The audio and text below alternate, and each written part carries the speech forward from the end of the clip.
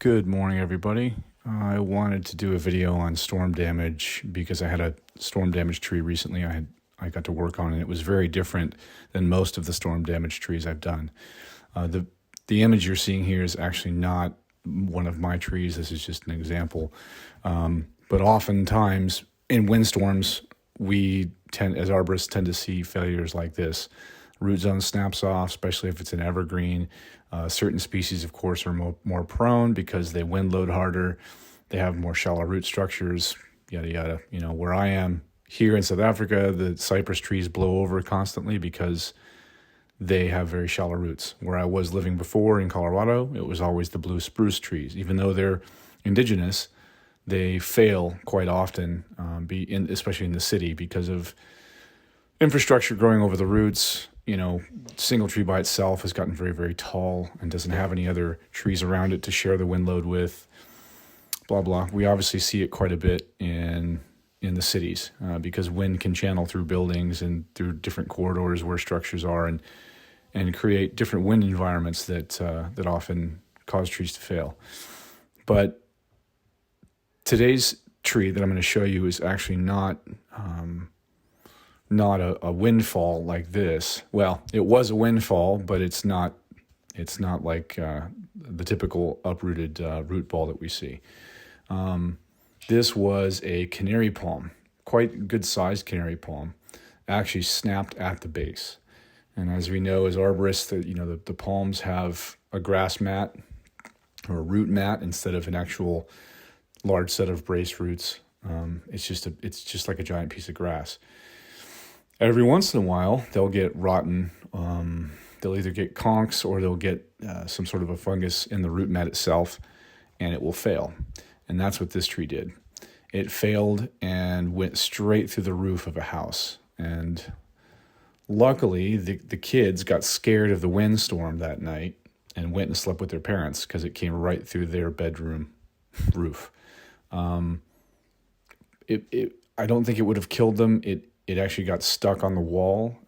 They would have gotten cut up pretty badly from the pieces of tile and rafters that came through the roof at them, and it would have given them quite a fright. So glad that nobody was hurt on this one. But this was a very unique tree to deal with.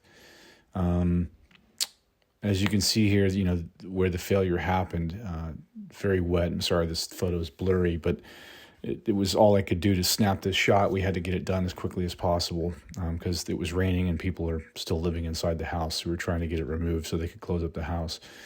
But you can see the grass mat failed. There's a lot of black mildew there, and the roots just failed.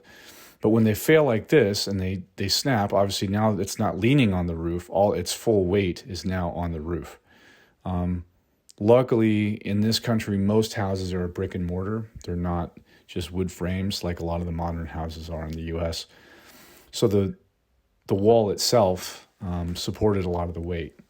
And as you'll see, once I take some interior footage here, you'll notice that the top of the tree is, the heaviest part of the tree is right over the wall, which is fantastic. That actually helped quite a bit. The other thing that you'll notice is that Frank and I are both tied in over the top of the house. Found a tree in the backyard, tied off to that, threw the ropes over, of course, because we didn't have a tree above the house to tie into. Frank actually opted to take his shoes off because his feet, the roof was wet, his feet were sticking better with no shoes on. So shows you how the Africans work. They can tolerate quite a bit of things that we can't. The next shot here is an interior shot where my teammates and I are working on figuring out how to support what's left of this tree inside the house. Where I'm standing here is the corner. You can see these two corner walls here meeting underneath my feet. They're solid concrete and brick. So that's what's supporting that tree. We're trying to figure out how to brace the top of the canary palm across these two sections so that we can slowly pick apart the top, of course, which is on these palms, if you've ever worked on them, is the heaviest part. The trunk is heavy, don't get me wrong, but the top is extremely heavy. There's so much water in the top of these palms.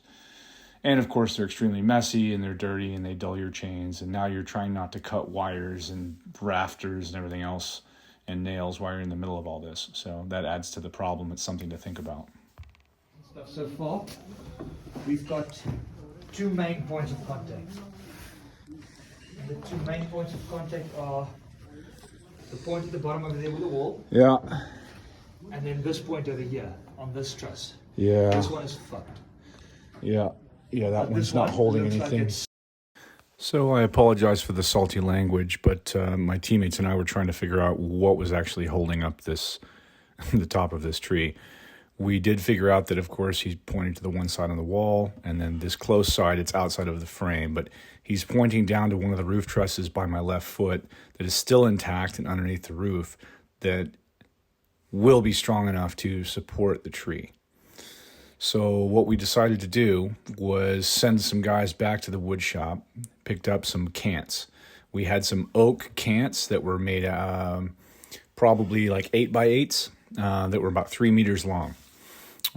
So 250 mil by 250 mil, 300 mil by 300 mil by 3 meters. And we stuffed those underneath the head of the tree. So the one side was sitting on the wall, that corner where I showed you earlier, and then the other side was hung inside the truss that was still stable. The roof truss and gables that were still intact with the far side wall. So we, in essence, created a cradle or a hammock or a scaffold for the top of the tree. Then I came back to the section of the tree where I knew that if the bottom of the tree fell, it would tip away from the house. So I made my cut far enough back that the piece that settled down onto those 2 oak beams that we set in there, those oak cants, would be balanced. You know, you kind of eyeball it and look and see, you know, that either side that's hanging over those beams is going to be balanced, and we spread the beams as wide as we could without the piece falling through, of course. So made the cut, and it settled down. And you're going to see me talk about this section next. Okay, so plan worked. He told you earlier, we set the cross members, made the cut, and she settled down nice and soft. It's more resting on this one than it is on that one, so we're gonna start taking a little bit from one side to the other and get it to set down there so it's level. Then we can take turns chunking each side until it's time to make the through cut in the middle and let it tip through. This piece is still resting on the outside. We're gonna have to figure out what to do with that next. So the rest of the operation was just slow and careful, just cutting discs essentially. So they were light enough that I could pick them up and throw them. Palm cuts fast enough with a nice sharp chain that it's easy to make a bunch of small cuts. So cut, throw, cut, throw, cut, throw. And that way I could get as much material off as I could without unbalancing what was left of the top. And then from there, of course, it was just clean up inside the house and clean up in the garden.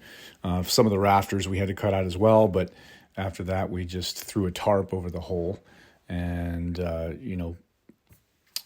made the house as waterproof as possible until the roofers could get there to make the repairs. A big part of what I really enjoy about this industry is the problem solving. I think that's what attracts a lot of us to it. And the more advanced you get, the more problems you would like to tackle to solve things, and storm damage is one of them because, of course, it's high risk both for your safety and the safety of the building in question. The next segment I wanted to show you is also involving palms and has to do with the meristem failing. That is another common failure point in palms, mostly in the Washingtonia variety, so the fan palms.